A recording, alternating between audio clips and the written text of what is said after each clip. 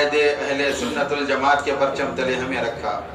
حاضرین کرام، ہم کو اپنے رب کے ایک ایک انعام پر شکر گزار رہنا چاہیے۔ آج جس مقدس ترین و بے مثال ہستی کی یاد منانے کے لیے آپ اور ہم یہاں جمع ہوئے ہیں، ولیوں کے تاجدار اور خاندان نبوت صلی اللہ علیہ وسلم کے چشم چراغ، حسنین کریمین کے نواسے اور پوترے، سیدنا پیران پیر غوث العظم دستگیر رضی اللہ تعالیٰ عنہ کی یاد کی محفل میں ہم اور آپ جمع ہیں۔ حضور پیران پیر غوث الثقلین کی 29 شعبان المعظم کو بغداد شریف میں ولادت ہوتی ہے ایسے عظیم خاندان ولایت کے گھرانے میں۔ اس کی تفصیل میں گئے بغیر اور آپ کا وصال ماہ ربیع ثانی کی 17 تاریخ اور بعض روایتوں میں 11 تاریخ بھی آئی ہے، لیکن 11ویں شریف جو منائی جاتی ہے، حضرت پیران پیر نے جو 11ویں شریف کا اہتمام کیا تھا، وہ اصل اس کی وجہ تسمیہ کیا ہے؟ حضرت پیران پیر کا عمل خاص یہ رہا کہ انہوں نے حضور پاک علیہ السلام کی محبت میں آپ کی میلاد کی تاریخ کو چن کر منتخب کر لیا اپنے لیے۔ ہر مہینہ 11 تاریخ کو، یعنی 12 تاریخ جو ہوتی ہے اس کی ایک دن پہلے 11 تاریخ 12ویں شب ہوتی ہے، تو ہر مہینہ 11 تاریخ کو پیارے نبی علیہ السلام کی میلاد کا اہتمام کرتے، نیاز کھلاتے، لنگر خاص و عام کا اہتمام کرتے۔ اس طرح ہر مہینہ آپ 11 تاریخ کو میلاد کی خوشی میں لنگر خاص و عام کا اہتمام کر کے میلاد کی خوشی میں اس طرح کا انعقاد عمل میں لاتے، محافل وغیرہ سجا کر۔ تو پیارے نبی علیہ السلام کو آپ کا وہ عمل اتنا پسند آ گیا کہ پیارے نبی علیہ السلام نے آپ کے عمل سے اپنی خوشنودی کا اظہار کرتے ہوئے یہ فرمائے کہ عبد القادر، تم نے ہماری میلاد کی خوشی میں ہر مہینہ 11 تاریخ کو کھانا کھلا رہے ہو، لنگر خاص و عام کا اہتمام کر رہے ہو۔ آئیے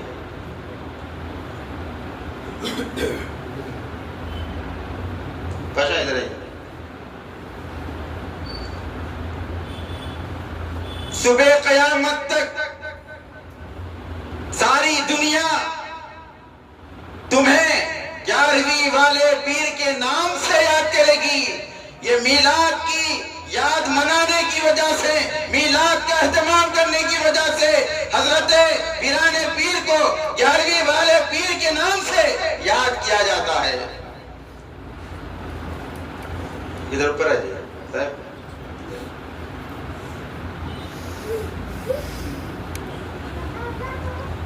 ایک بار درود پاک پڑھی، اللہم صلی علی سیدنا محمد وعلی آل سیدنا محمد وبارک وسلم۔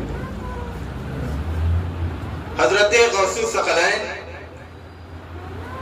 اسلام کی اشاعت کے لیے، اسلام کی تبلیغ کے لیے اور اسلام کو بچانے کے لیے ایسے پرفتن دور میں پیدا ہوئے جب دنیا اسلام سے دور ہو رہی تھی، اسلام خطرے میں پڑا ہوا تھا۔ ایسے موقع پر اللہ نے غوث پاک کو پیدا کیا اور انہوں نے اسلام کو دوبارہ زندہ کیا۔ اس لیے آپ کو محی الدین کے نام سے یاد کیا جاتا ہے، یعنی دین کو زندہ کرنے والا۔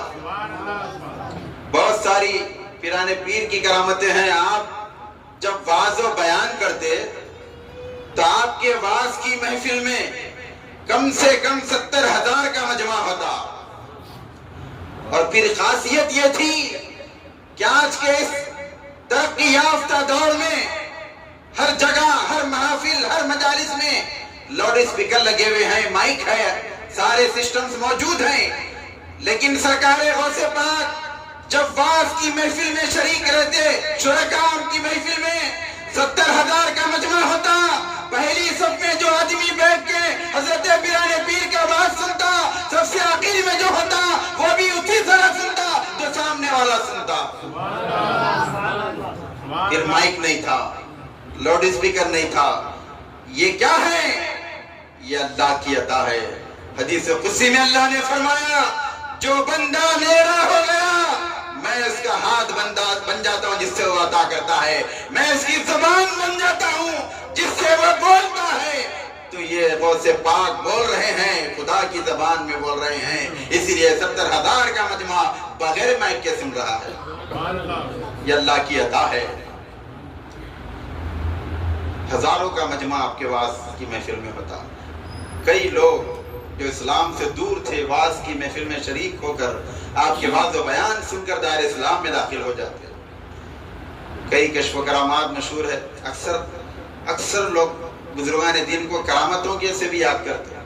इनकी ये करामत, उनकी ये करामत, हमारे बुजुर्ग की ऐसी करामत है, हमारे बुजुर्ग की वैसी करामत है। तो वैसे साहब सुने, हजरत गौसे पाक की करामत सुने, बहुत सुने। गौसे पाक की इतनी करामतें हैं कि मैं ये ख्वाहिश करता हूँ कि गौसे पाक की करामत, गौसे पाक की सोबत में रह के देखूं कैसी करामत है गौसे पाक। एक साहब आए, सरकार पिराने पीर की खिदमत में रहे। सरकार पिराने पीर की खिदमत में पूरे एक हफ्ता रहे। एक हफ्ता क़ियाम के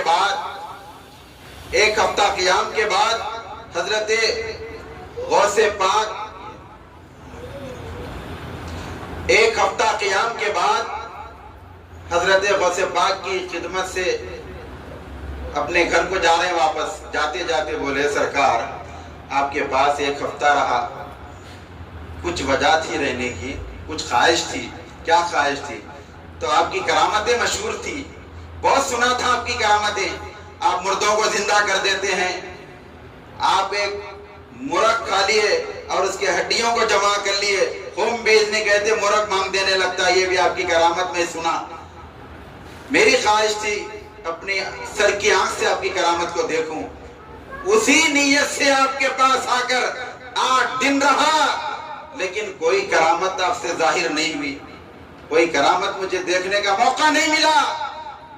अब मायूस हो गया, वापस जा रहा हूं। तो सरकार ने फरमाया, और तलब बात है, लम्हे फिक्र है, सुबह क़यामत तक गौसे पाक के चाहने वालों के लिए, औलिया अल्लाह से अकीदत और मोहब्बत करने वालों के लिए, और जितने बदअकीदा लोग बुजुर्गान दीन के बारे में कहते हैं इनका शरीयत से कोई ताल्लुक नहीं है, नमाज और रोजे से ताल्लुक नहीं है, इबादत और रियाजत से इनका ताल्लुक नहीं है। बुजुर्गान दीन, औलिया अल्लाह वाले, खानखा वाले नमाज नहीं पढ़ते, तौम सलात की पाबंदी नहीं करते, इस तरह की जो बातें करते हैं, उनको एक पैगाम पिराने पीर ने दिया।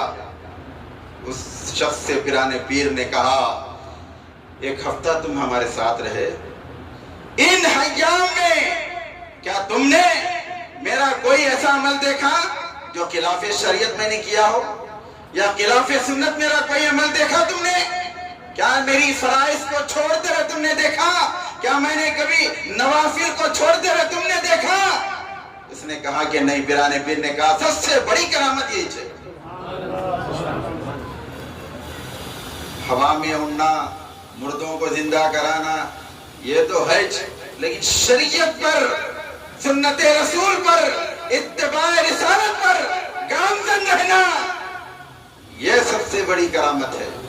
ये बुजुर्गों ने हमें बताया। अब ये जितने लोग जितने किस्म की बातें करते हैं, ये सिर्फ उनका मकसद एक ही है कि बुजुर्गान दीन, औलिया किराम की खानखाहों से हमें दूर किया जाए, उनकी सोबत में ना रहें। उनकी सोबत में रहेंगे तो फलाह व नजात होगी, क्योंकि खानखाहों में कोई नए दीन की बात नहीं की जाती है, नई किताब की बात नहीं होती, उसी दीन की बात होती है जो नबी पाक अलैहिस्सलातु वस्सलाम ने हम तक पहुंचाया। उसी कुरान की बात होती है जिस कुरान को नबी आखिर ज़माने हम तक ला कर दिया। कोई नई दीन की बात नहीं होती। और खानखाहों में ایسی تعلیم ہوتی ہے کہ جو ہزاروں صفحات پڑھنے سے وہ تعلیم نہیں ملتی. اس لیے تو حضرت امام اعظم نے خود فرمایا اتنے برس میں شریعت کا علم حاصل کرنے کے لیے جستجو میں لگا رہا. برس شریعت کا علم حاصل کرنے کے بعد میں مطمئن نہیں تھا. مجھے اطمینان کب ہوا؟